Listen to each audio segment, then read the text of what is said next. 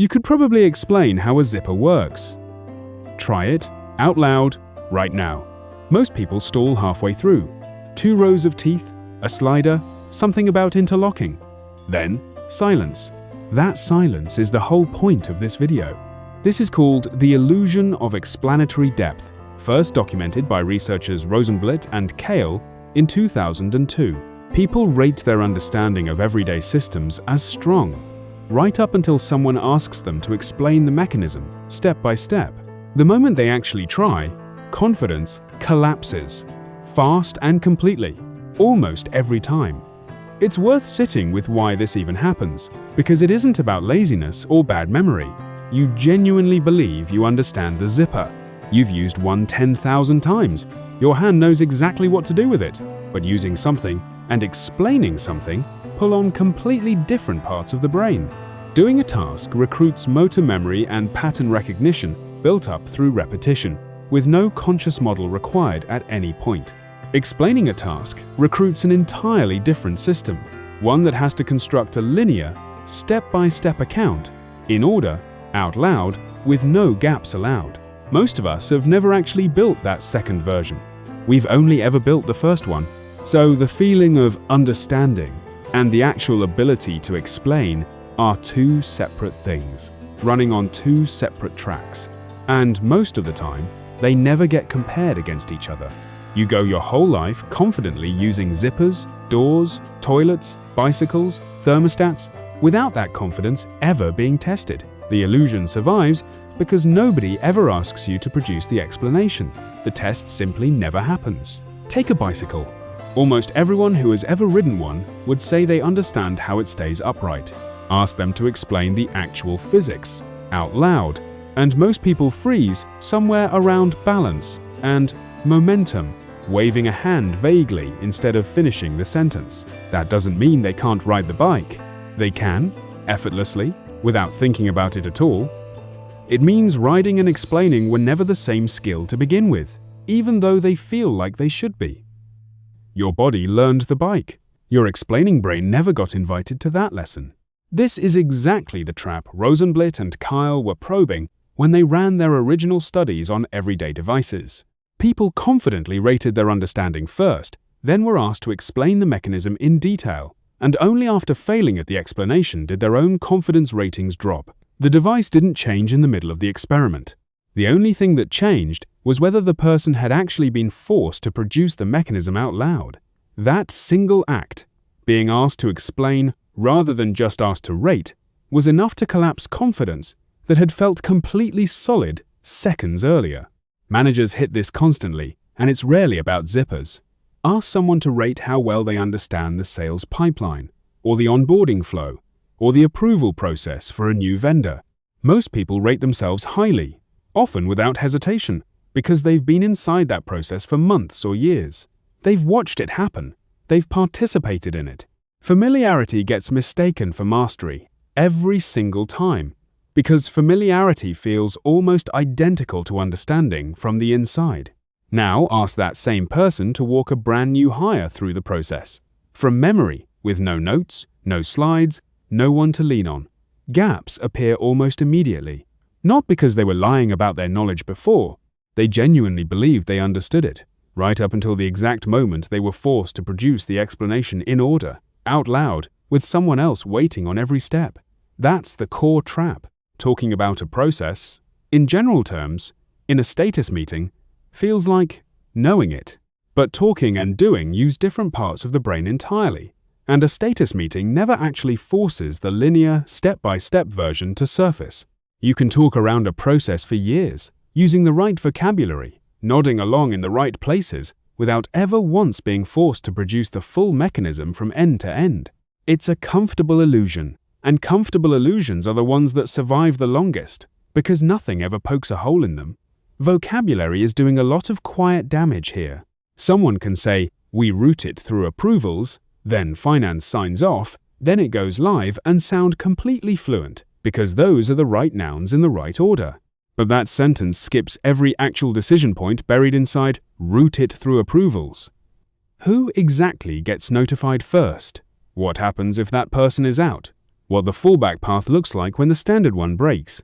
Fluent vocabulary is not the same thing as a working mechanism, but in a meeting, the two are almost impossible to tell apart, because both sound equally confident coming out of someone's mouth. This matters most, more than almost anywhere else, right before you delegate something important. A manager who assumes deep understanding, based purely on someone's confident summary in a meeting, can hand off a process that's full of silent gaps. And those gaps don't announce themselves ahead of time. They don't show up in the handoff meeting, where everything sounds smooth and everyone nods. They surface later, always later, usually at the worst possible moment, in front of a customer, during an audit. On the one day the usual person is out sick and someone else has to run the process cold for the first time, with real consequences attached to getting it wrong. Think about how quietly this compounds across a growing team. A process gets built by one person, early on, mostly in their head, adjusted on the fly as edge cases show up. They explain it to a second person well enough to get by. That second person explains it to a third, a little less precisely, because some of the original reasoning never made it into words the first time around. By the fourth or fifth handoff, the process that exists on paper, or in someone's head, bears only a loose resemblance to the process that actually runs day to day. Nobody lied at any point in that chain. Each person genuinely believed they were passing along the real thing. The illusion just degrades a little more at every step, like a photocopy of a photocopy, and nobody notices because nobody ever stopped to write the original down in full. Here's the part that flips this from an interesting psychology fact into something you can actually use starting this week. The fix isn't more confidence checks. This is the part almost everyone gets wrong first, because it's the intuitive fix, and it doesn't work. Asking someone, "Are you sure you understand this?" one more time doesn't help, because they're not lying to you. They're not even lying to themselves on purpose. Their confidence is genuine. It's just measuring the wrong thing entirely. Confidence measures familiarity. It does not measure the ability to produce a working explanation. You can ask the same confident question 5 different ways and get the same confident, wrong answer 5 times in a row because you're testing the illusion instead of testing the actual mechanism underneath it. The fix is asking for the explanation itself, in writing, step by step, before anyone owns the process for real. Have someone document a process on paper, in order, before you hand it off to them or before you let them hand it off to someone else. Not a summary, not bullet points that skip over the fiddly middle steps. A full walkthrough, start to finish, written the way you'd explain it to someone who has genuinely never seen it before and can't ask a single follow-up question. Watch where they slow down while writing it. Watch where they skip a step and quietly circle back to it later. Or where they leave a vague sentence sitting where a precise one should be. Those exact spots, the ones where the writing gets fuzzy, are the spots that will break first under a new owner. Not the parts they wrote confidently and quickly, the parts where the pen slowed down. That hesitation is data, and it's some of the most reliable data a manager can get because it's nearly impossible to fake. You either know the next step cold, or you don't, and the page shows you which one it is within seconds. A useful trick here is to hand the written walkthrough to someone completely outside the process and ask them to literally follow it, step by step, doing exactly what's written and nothing more. Not a teammate who already half knows the process and will silently fill in gaps out of familiarity. Someone genuinely blind to it. Wherever they get stuck, wherever they have to guess, wherever the instructions assume knowledge they were never given, that's the illusion made visible on paper. It's a cheap test, it takes very little time to set up, and it catches almost everything a confident meeting never would. But here's the part nobody expects, and it's the reason this idea is worth more than a one-off management tip. This illusion doesn't just affect the person doing the process, it affects you, the manager, just as much, maybe more, because you're often even further from the actual mechanics than the person you're evaluating. You've watched the sales pipeline get discussed in 20 different meetings. You could talk about it fluently for 10 minutes straight, using every term correctly. But could you actually walk someone through what happens between a lead coming in and a deal closing? Every single handoff, every system it touches, every person who has to say yes along the way without skipping a beat? Most managers who assume they deeply understand their own team's process have never once tested that assumption on themselves. The illusion of explanatory depth doesn't stop at the door of the person doing the work. It sits quietly in the manager's chair too, and it's arguably more dangerous there, because a manager's false confidence gets baked into decisions, timelines, and promises made to other people without anyone ever double-checking the foundation underneath it.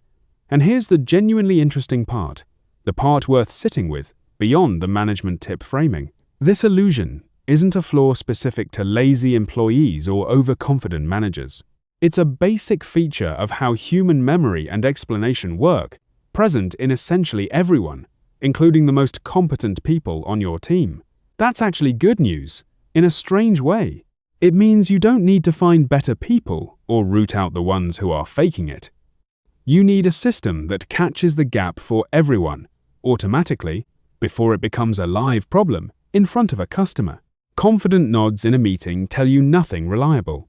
A written walkthrough, produced without help, tells you almost everything you need to know. It's worth being honest about why this feels uncomfortable to actually implement, even once you know it works. Asking someone to write out a process they've claimed to know for years can feel like an accusation, like you're questioning their competence in front of the team. That's the wrong way to frame it, and framing matters here more than almost anywhere else. This isn't a test of the person. It's a test of the process itself, and specifically, a test of whether the process currently lives anywhere other than inside one person's head. Framed that way, most people relax into it quickly, because you're not asking, "Do you actually know this?" You're asking, "Can we get this out of your head and onto paper?" So the team doesn't depend entirely on you remembering every edge case forever. That's a favor to them as much as it is protection for you. This also explains a familiar frustration for anyone who has ever tried to write documentation and found it strangely difficult, even for a task they do every day without thinking twice. That difficulty isn't a writing problem. It's the illusion cracking open in real time, right there on the blank page, forcing the gap into view that talking never would have revealed. Think about how this plays out with something as simple as onboarding a new hire into a role someone else has held for years. The outgoing person sits down, talks through their job for an hour, sounds completely fluent, uses all the right internal shorthand, answers every question thrown at them without hesitation. Everyone in the room walks away satisfied. 3 weeks later, the new hire hits a situation the outgoing person never explicitly covered, because it never came up in conversation. It only ever came up in doing. The gap wasn't visible in the interview. It was only ever going to be visible in the writing, because writing forces the linear, ordered, no shortcuts version that talking never demands. The same logic applies to approval chains, to escalation procedures, to anything with more than 3 or 4 steps and more than one person involved. The more steps a process has, the more places there are for a silent gap to hide, and the more that fluent-sounding verbal summary conceals rather than reveals. Complexity doesn't announce itself in conversation. It only announces itself when someone has to write the thing down without skipping anything. There's a reason this matters more now than it used to. Teams move faster, roles change more often, and processes get handed off more frequently than they did even a few years back. Every one of those handoffs is a fresh opportunity for the illusion of explanatory depth to quietly do its damage, and most teams have no checkpoint built in to catch it. Performance reviews check outcomes. Stand-ups check status. Almost nothing checks whether the person holding a critical process could actually reproduce it, in full, from memory, under pressure, without anyone standing beside them to fill in the blanks. That checkpoint doesn't exist by default. You have to build it in on purpose, or it simply never happens, and you find out the hard way instead. So before handing off any process that actually matters, the fix is simple, and it costs almost nothing. Make the current owner write it out, step by step, start to finish. No shortcuts, no assuming the reader already knows the context. Not because you distrust them, because trust isn't the thing being tested here. Memory structure is. And memory structure doesn't care how confident someone sounds in a meeting. Before you hand off any critical process in your own team, make the current owner explain it in writing. Start to finish, no shortcuts allowed. You'll be surprised what surfaces. Try it on your own biggest process first, before you make anyone else do it, and see what shows up on the page. This is worth remembering the next time a meeting ends with everyone confidently agreeing they're all on the same page. That feeling of shared clarity is often just several people's individual illusions sitting quietly next to each other, never actually compared, never actually tested against a real explanation. It feels like alignment. It often isn't. So go back to the zipper for a second. You know how to use it. You've never had to explain it because nobody ever asked, and the gap never mattered. Your team's most important process is exactly the same zipper, right now, sitting quietly unexplained, until the day someone finally asks. If you've ever had a handoff blow up because of a gap nobody saw coming, drop what happened in the comments below. I want to hear the moment it actually broke.